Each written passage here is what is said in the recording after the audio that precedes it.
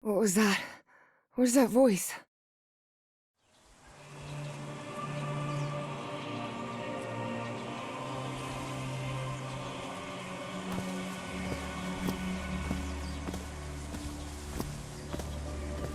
This is the story of a young girl. A girl who had strange and disturbing dreams.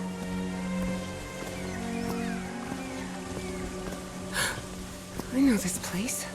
I've been here before. This is the ancient stone city amidst the jungle.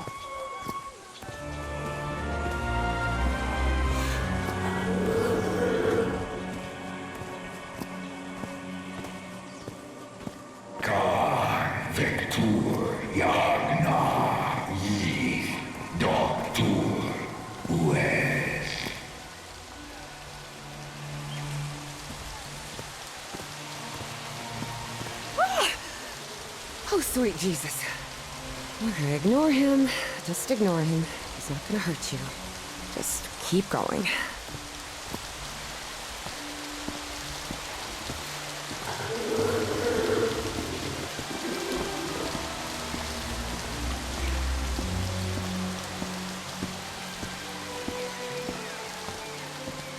This constellation.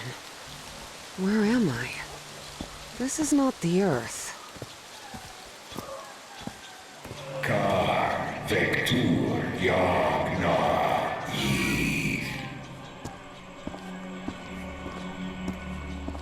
Con Vector Yagna Yith. In other words, find a statuette and save my race.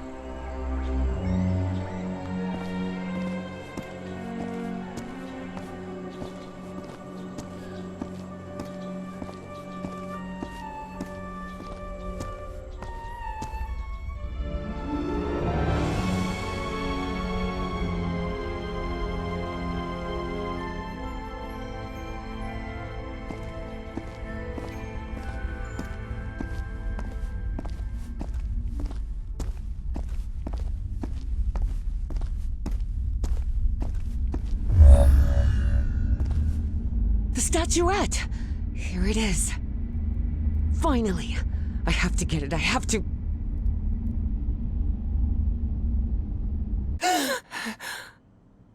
This is the story of Evie Drayton. Quick. Before I forget. Where did I put my notebook? I have to write everything down. Looking for answers was part of Evie's observant nature and analytical mind. Her recurrent dreams began shortly after a period in 1956, when she'd completely lost consciousness.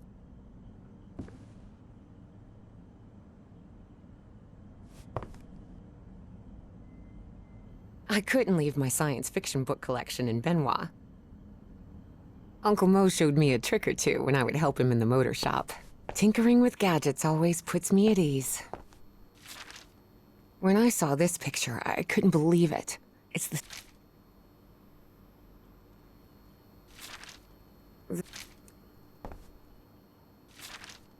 Spitsbergen Island in Svalbard. Apparently I researched this area of the Arctic. This scary fellow that haunts me in my dreams is a Dimetrodon. He roamed the Earth 270 million years ago. And although it may seem like it, he is not a dinosaur.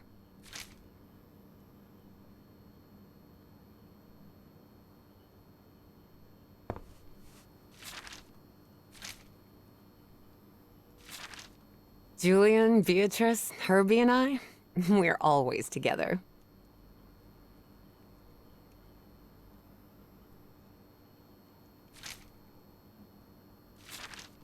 I've searched every astronomy book at the Miskatonic Library, but none of them contain any reference to this constellation. I must have written about 1,000 letters to the archaeology dean in Miskatonic, and I've never received any answer. I wish Papa had never taken that job in San Francisco. He'd still be with us. Oh, here it is. Evie's Nightmare Journal. Evie was worried that someone might read it, That's why she kept it locked away under that complicated padlock.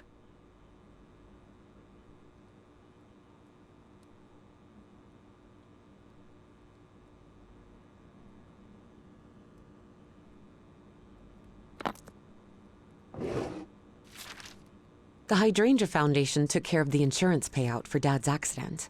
I had scholarships to attend. No, I have to write down what I saw in my dream before leaving my room.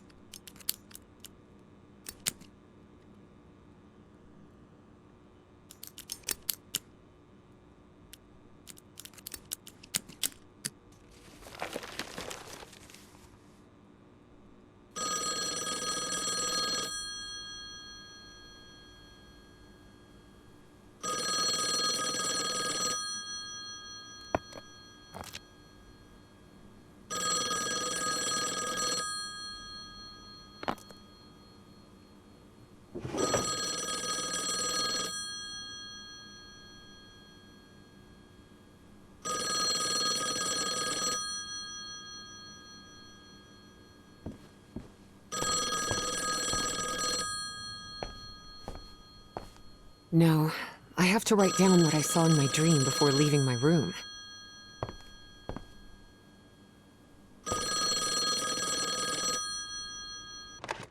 Yes, Is this... are you Evangeline Drayton? that's right. Who am I talking to? I am the Dean of Archaeology at Miskatonic University. I believe you wanted to ask me some questions, right? Yes. Yes, of course. It's a pleasure to finally meet you, Professor Meet me today at 6 p.m. at 5 Prospect Road, outside of Boston. Boston? That's almost a 2-hour train ride from Arkham. I thought Do you want to talk or not? Yes, yes, of course. I'll be there. 6 p.m., Prospect Road. See you in a couple of hours, Professor. All right, I should get ready. There's a lot of information here about my strange dreams and my amnesia. I'd better go through it again before I leave. I don't want to miss any questions when I talk to the professor.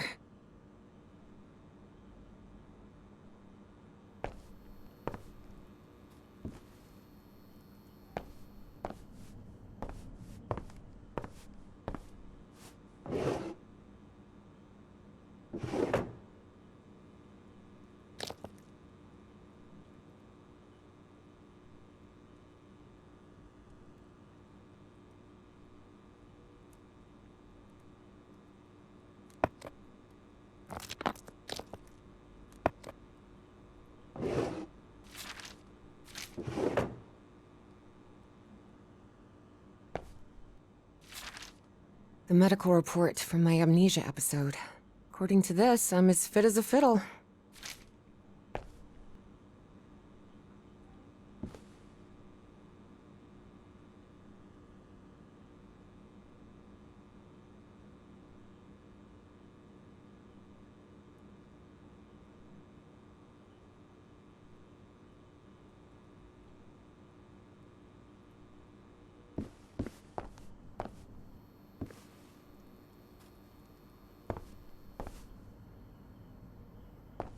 I couldn't leave my science fiction book. Uncle Mo showed me a trick or two.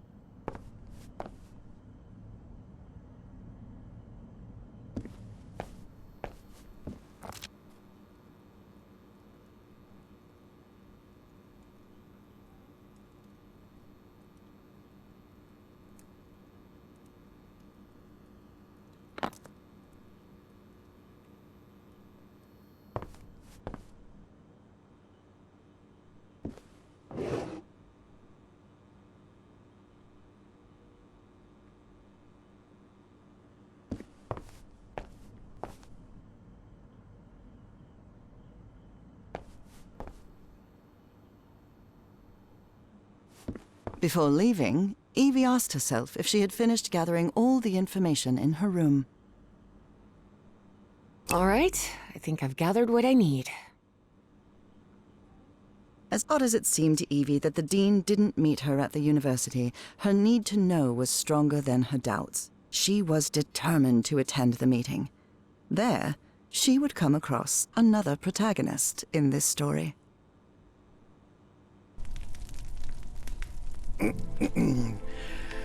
So, you have finally decided to talk to that young lady, Professor. Yes. Acknowledging responsibility for our previous mistakes is vital to moving forward. You've taken a crucial step in... Listen, there's no need for us to talk, Doctor. The only reason I let you into my house is because you insisted it was necessary to prescribe my medication. This is also the story of a sad, guilt-ridden, and lonely man. This is the story of my husband, Professor Harry Everhart. Yes, I know well enough that discussing the effectiveness of our therapy sessions with you is futile. But you need to understand that therapy is just a part of the whole treatment. Without it, I can't go Then ask whatever you deem necessary and let's get this over with as soon as possible. Fine. What about your position as dean at Miskatonic University? We talked some time ago about your relationship with work was somewhat obsessive. I didn't say that. You did. Well, you told me you practically lived secluded in this very home, and the only thing that drove you to leave it was your job obligations. So, how would you define that?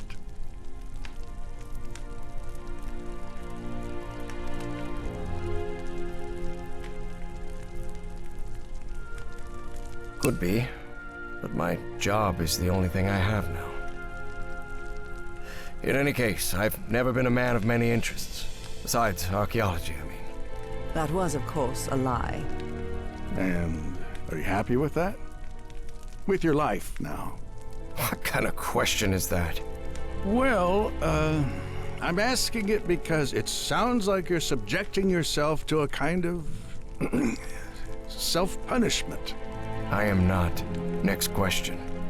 There's another topic you've never wanted to delve into, Professor. Would you now be open to... You're going to do it anyway, so go ahead. Okay. What happened to your wife, Professor? She died at home after a long disease. Harry hated giving details about my death. Especially if those details meant talking about a certain expedition, and deaths other than mine. I see. And how do you feel about that and all? What's my wife got to do with all this? You see, the reason I'm asking, Professor, is because when we began therapy, you mentioned visions. Some sort of oily shadows casting themselves on the wall. You mentioned those visions began shortly after whatever happened to your wife. So, tell me, do you still see those shadows, Professor? No, not since I started taking the medication, at least. Harry had tried everything, and none of it worked. Not even the medication that helped him sleep could take away those oily shadows. But he kept it to himself. Listen, there is something different I want to try in today's session. I believe hypnotherapy might... Don't even think about it. Hypnotism is a scam. Professor, with all due respect, I believe you're mistaking mesmerism with hypnotism. Even so, if you want me to prescribe the... You won't give me my medication unless I submit to your quack experiment, is that it? I'm deeply sorry you see it that way, Professor. But I need you to trust me in this. Then go ahead. Wave a pocket watch in my face if that's what you need to do. There's no need for pocket watches, Professor. The sound of a metronome will be more than enough.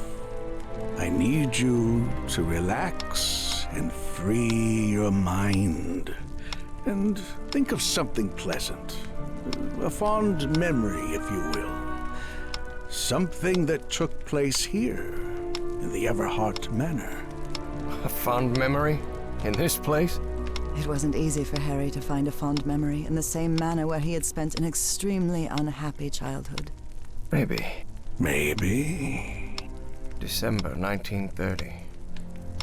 The last Christmas my wife and I ever spent at Everhart Manor. She insisted on coming, despite my parents never approving of our marriage. But that was the kind of person she was. Interesting.